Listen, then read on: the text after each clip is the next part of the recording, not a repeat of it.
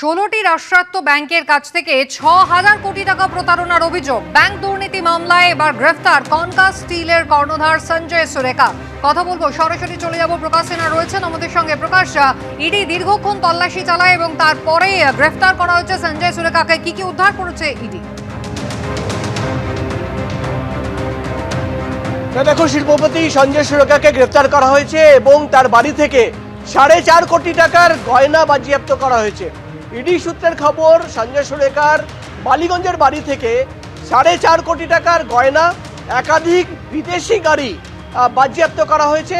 এবং ইডি সূত্রের খবর বা ইডি আধিকারিকরা তদন্ত করে যেটা পাচ্ছেন যে 16টি রাষ্ট্রায়ত্ত ব্যাংকের কাছ থেকে প্রায় 6,000 কোটি টাকা নিয়ে সেটা কিন্তু আত্মসাৎ করা, প্রতারণা করার অভিযোগ রয়েছে। এবং এই অভিযোগ সামনে রেখে গত 1 বছর ধরে প্রাথমিক তদন্ত এবং অনুসন্ধান করে গতকাল সকাল থেকেই কিন্তু একযোগে 10টি জায়গায় তল্লাশি অভিযান চালানো হয়।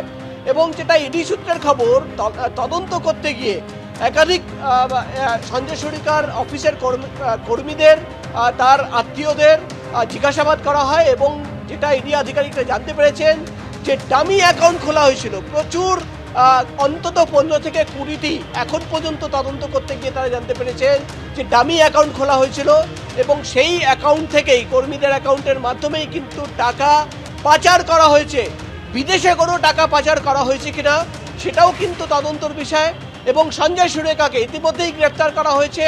ইডির তরফে দাবি করা হচ্ছে তার বাড়ি থেকে যে 4.5 কোটি টাকার গয়না বাজেয়াপ্ত করা হয়েছে তার যাবতীয় যে কাগজ হতে হয়, বিল হতে হয়, সেটা কিন্তু বাড়িতে ছিল না। এবং সঞ্জয় সুরেখাকে আজকে ইডির স্পেশাল কোর্টে তোলা হবে, তাকে জিজ্ঞাসাবাদ করা হবে। এবং 6,000 কোটি টাকা, 16টি ব্যাংকের 6,000 কোটি টাকা কোথায় গেল, বিদেশে কোনো টাকা পাচার করা হয়েছে কিনা, এই যাবতীয় প্রশ্নের উত্তর জানতে চান ইডি আধিকারিকরা। সঞ্জয় সুরেখাকে গ্রেফতার করে দফায় দফায় জিজ্ঞাসাবাদ করা হচ্ছে। কুসুমিতা, ধন্যবাদ। বাংলাদেশে হিন্দুদের উপর অত্যাচার চলছে, আর তার প্রতিবাদে মঙ্গলবার শহরের একাধিক জায়গায় হলো বিক্ষোভ কর্মসূচি।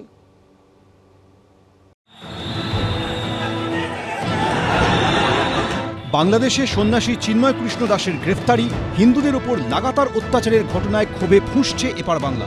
মঙ্গলবার কাদাপাড়া অ্যাপোলো হাসপাতালের সামনে বিক্ষোভ দেখালো স্যালুট তিরঙ্গা নামের একটি সংগঠন। অ্যাপোলো হাসপাতাল কর্তৃপক্ষকে ডেপুটেশন দেন বিক্ষোভকারীরা। বেসরকারি হসপিটালে আমরা যাব, এটা দিয়ে শুরু। তারা যদি না শোনে আমরা বৃহত্তর আন্দোলনে নামবো, যাতে বাংলাদেশিরা কোনো রকমভাবে ট্রিটমেন্ট না পায়। বাংলাদেশে হিন্দুদের ওপর অত্যাচার বন্ধের দাবিতে এদিন টালিগঞ্জ মেট্রো স্টেশন থেকে রাসবিহারী মোড় পর্যন্ত মিছিল করে মহাকালনাথ যোগী সেনা সেবা সংঘ। আমরা সাম্প্রদায়িক বজায় রাখার জন্য আজকে আমরা শান্তির জন্য হাঁটছি, যাতে আমরা আমাদের যে ধর্ম, সনাতন ধর্ম আমাদের শিখিয়েছে এক হাতে শাস্ত্র আর এক হাতে অস্ত্র, আমরা তাই এই বার্তা দিচ্ছি। আমরা শাস্ত্র যতক্ষণ ধরে আছি ততক্ষণ আমরা শান্তিতে আছি। আপনারা শান্তিতে থাকুন, আপনারা আসুন, আমাদের সাথেও হাঁটুন শান্তির জন্য, এই বার্তা আমরা দিতে চাইছি। সব মিলিয়ে ওপার বাংলায় হিন্দুদের ওপর অত্যাচারের প্রতিবাদে ক্রমশ ক্ষোভ বাড়ছে এপার বাংলায়। ঐশী মুখোপাধ্যায় ও রুমা পালের রিপোর্ট, এবিপি আনন্দ।